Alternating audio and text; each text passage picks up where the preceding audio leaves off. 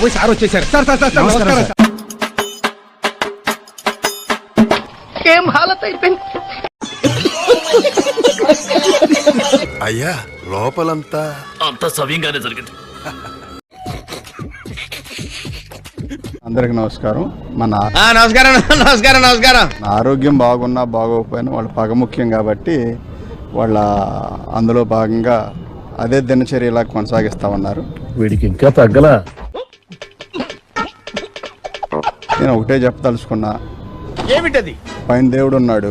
ఆ దేవుడు ఉన్నాడు, మీరు సర్వనాశనం అయిపోతారు. అన్నీ ఆయన చూస్తా ఉన్నాడు. ఇవే తగ్గించుకుంటే మంచి. నాకున్న ఏకైక కోరిక మొదట చెప్పాను, ఇప్పుడు చెప్తా ఉన్నాను. అది మరణం వరకు జగనన్నతో ఉండాలనేది నా కాన్సెప్ట్. ఆయన మనిషిగా చనిపోవాలని మాత్రం కోరుకుంటా ఉన్నాను. ఎవరెన్ని కష్టాలు పెట్టినా, ఎవరెన్ని బాధలు పెట్టినా మా మాజీ పార్లమెంటు సభ్యులు వైఎస్ఆర్ కాంగ్రెస్ పార్టీ నాయకులు అయినటువంటి నందిగం సురేష్ గారు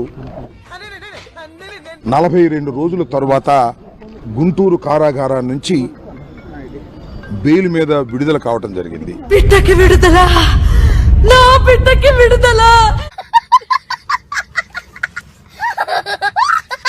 సుమారుగా 145 రోజుల పాటు ఎంత ఘోరం జరిగిపోయిందిరా.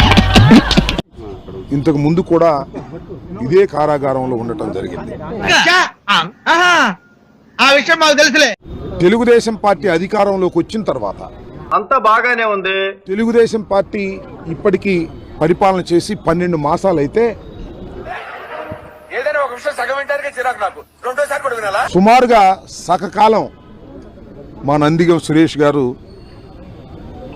జైల్లోనే గడపవలసినటువంటి పరిస్థితి ఏర్పడింది. ఇలాంటి దరిద్రపు కొట్టి విధం నేను ఎక్కడ చూడలేదురా. దరిద్రం నెత్తి మీద డిస్కో ఆడుతుంటే నా మాట నువ్వు ఎందుకు వింటావురా? నిజంగా తప్పు చేసి జైల్లో గడపాల్సిన పరిస్థితి వస్తే పెద్దగా బాధపడవలసిన అవసరం లేదు. కానీ కేవలం రాజకీయ కక్షతో, ఫాల్స్ కేసెస్తో మరి నందిగం సురేష్ గారి మీద కక్ష గట్టి ఇంత మంచివాడి మీద కంప్లైంట్ చేయడానికి మీకు నోరెలా వచ్చిందయ్యా? జైల్లో పెట్టేటటువంటి కార్యక్రమం చంద్రబాబు నాయుడు గారు, లోకేష్ గారు చేస్తున్నారనేది మా అభియోగం.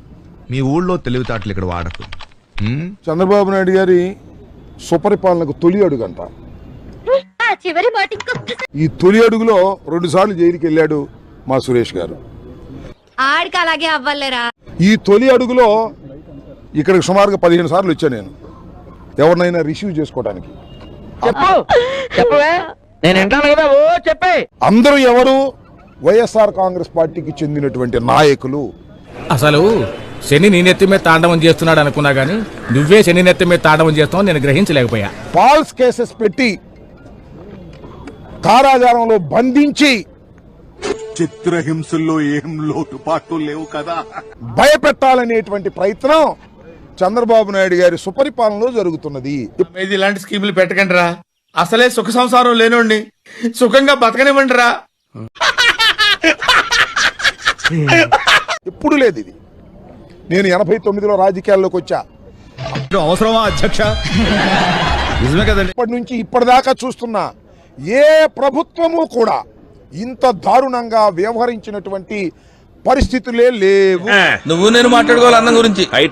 మా నాయకులు చాలా మంది జైల్లో ఉన్నారు.